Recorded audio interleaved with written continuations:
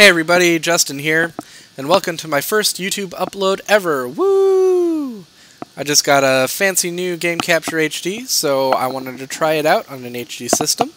This is on my PS3. As you'll see, the game is in Japanese. This is actually a Japanese game I bought on the Japanese PSN by pretending to be a Japanese person. Currently it is only available in Japan, but it is going to be localized for the US sometime next year. But it's really good, and the fighting game community is blowing up about it, so I thought I'd bite the bullet and just buy it now. Let's take a minute to talk about air dashers. Air dashers are a subgenre of 2D fighting games characterized by giving you the ability to dash in the air. So what makes these games different from other 2D fighters like Street Fighter? Well, the added mobility in the air lends itself to a more pressure-based game plan.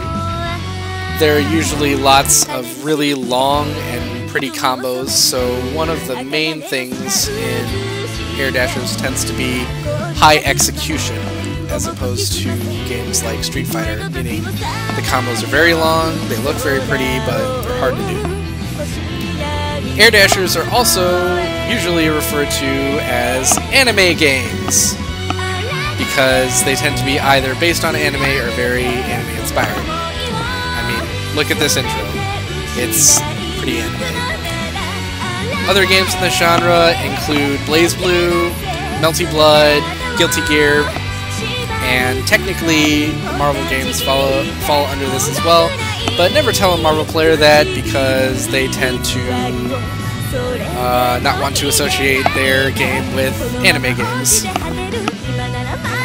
Anyway, this is Under Night in Birth EXE Late. What does this title mean? I have no idea. From what I can gather from the story, In-Births are sort of Demon Slayer type people.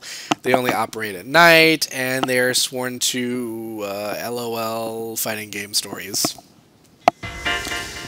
We're going to go into training mode, so I can show you a bit of the system. My character actually isn't that good for showing off the system because she's got a lot of things unique to her, but, well, too bad. She's the character I know right now. In anime games, color is very important. We're going to go with Successful Black because we want to be successful. And let's have Gordeau be our training dummy because he's a bit of a dick. As you can see from this screen, this game kind of likes to mangle the English language. But that's pretty standard with air dashers, so get in. Looking at the heads-up display, on the top you've got your health bar and your timer. Bottom left you've got your super meter, goes all the way up to 200. Why they didn't just do 100, I'm not sure, but hey, anime. EX special moves take 100 meter, so 50%, and super moves take 200 meter, so 100% of your meter. Like most air dashers, this game uses a 4-button control scheme. A is your weak attack, B is your medium attack, C is your strong attack, and you've got D, which is sort of a system button. Using D neutrally just does a charge. It charges up your GRD meter, which I'll talk about later.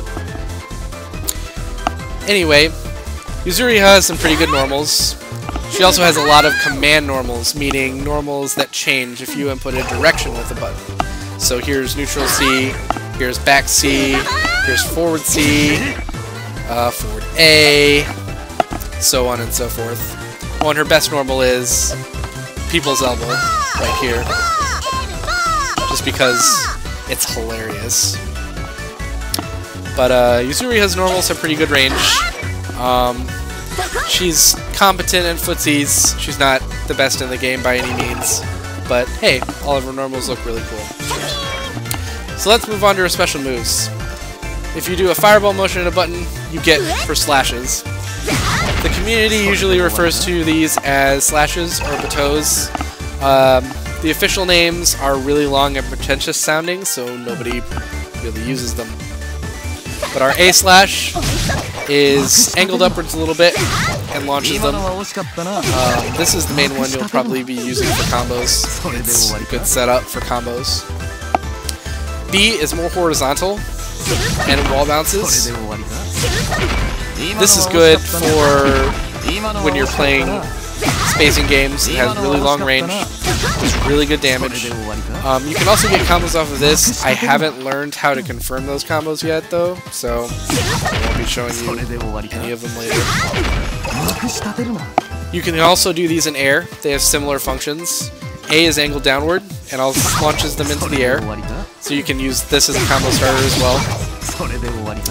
B is still more horizontal, but still angled quite a bit. So you can use this for playing spacing as well, footsies, punishing stuff. It's a useful move. Now when you do special moves with C, it does their EX versions. So here's the EX slashes. And you can also do that in air. It's a pretty good combo ender. That's just about the only reason you'd use it. And so it uses 50% of your bar, because it's an EX special move. Her next special move is called Yaei Chirin. It's this little... She does a little jump kick, and then leaves a flurry of slashes behind. It looks like it might cross up, but this game actually has some cross-up protection. So it's actually really hard to set it up as a cross-up. But it is, you are capable of doing it after knocking down the opponent as a cross-up. It's mostly used for combo filler because it's pretty unsafe to just throw out there. And these can also be done in air, like the slashes. And here's the EX version.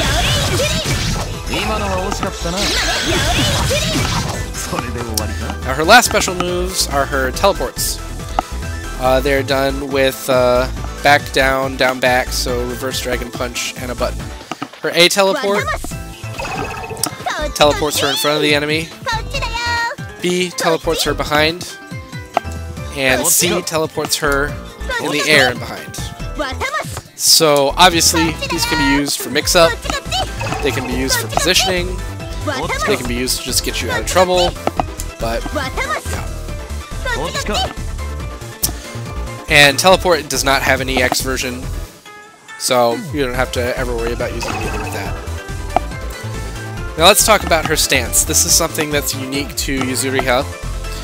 When you do one of her special moves, and you hold the button, you'll see that there are little icons underneath the health bar that say A, B, and C.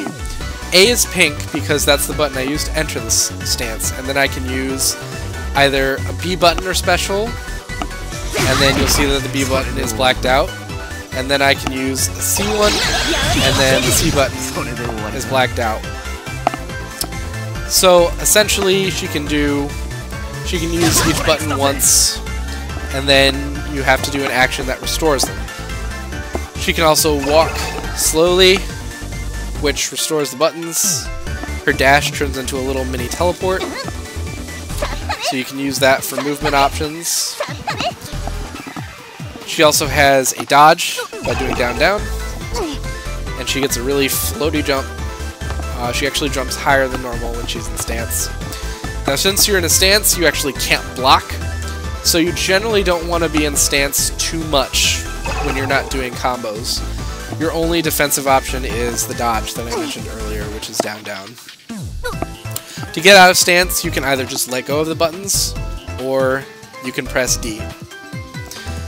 But the thing that this affects in combos is that you can only use 3 of any special move in a row.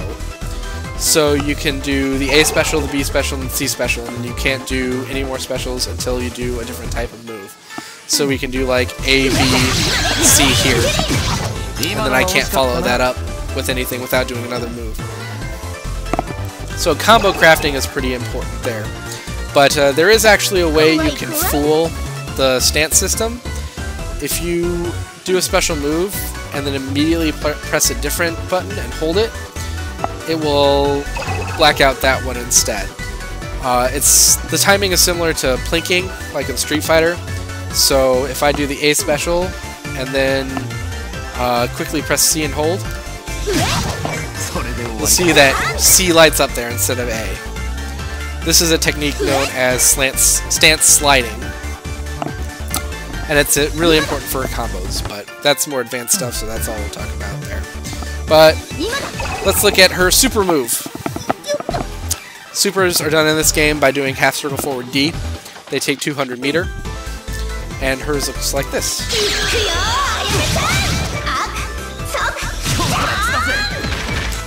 It's very anime. And finally, we have what are called unlimited worth moves. You can think of these as sort of desperation moves from King of Fighters, because you have to be under 30% health to use it, and it takes 200 meter. Press all 4 of the buttons together. Every character does that sort of pillar thing.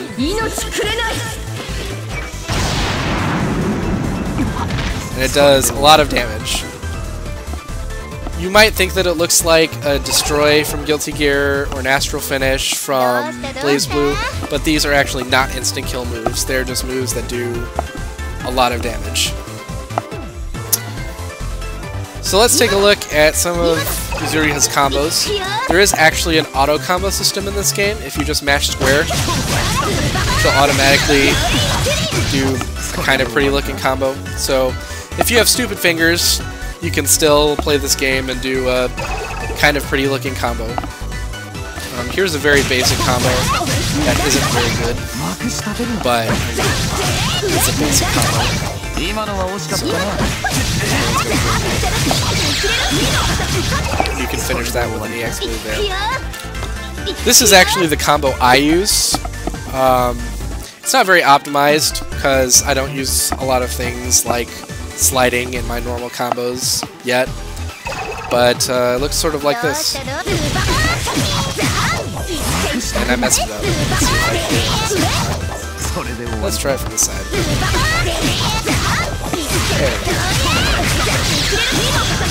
That's my combo there.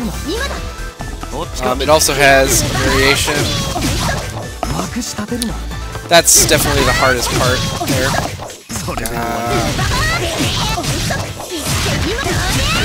Here's the variation. I use this for pressure because it lets me land really close to them.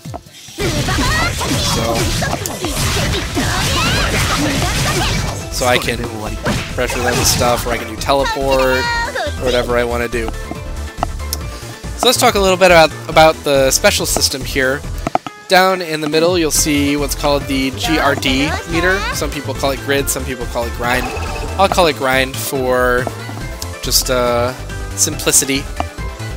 You'll see there's a little circle going around. When that circle completes, whoever has more diamonds goes into Vorpal state, which gives you a 10% increase to your damage, as well as some other special things. In order to gain diamonds, you can dash forward, you can attack, successfully blocking is also awarded with diamonds, but you generally want to be in Vorpal state as much as possible. Using these diamonds, you can also do what's called Assault, which is forward and D, which does a little short hop there, which is good for mixing up and stuff, and also is your air dash. Pressing back and D gives you shield blocking. Takes meter, but it's better than normal blocking, and it also gains you grind diamonds. Now while you're in Vorpal state, you can do what's called a chain shift by pressing D twice. Looks like this. And it allows you to basically cancel any action. So you can think of it as a Roman cancel from Guilty Gear, a rapid cancel from Blaze Blue, X Factor in Marvel, focus cancel in Street Fighter.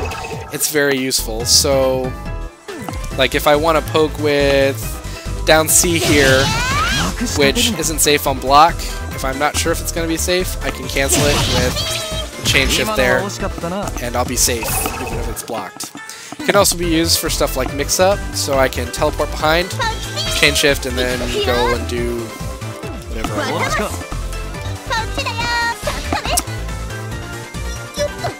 So, that's really all I can think to talk about. There are a couple other things using the grind system, but they're more complicated and I don't really want to go into them right now. If you think the game is interesting, I would go to dustloop.com. I'll put that link in the video description. But they are really the authority site on Air Dashers, and they have really good forums on all of the Air Dasher games, including this game. And they also have instructions on how to buy it there. I won't go through that here. It's a little bit of a complicated process, definitely more complicated than just buying something on the American PSN, but in my opinion, it's pretty worth it. So thank you for joining me on this first video, hopefully the first of many.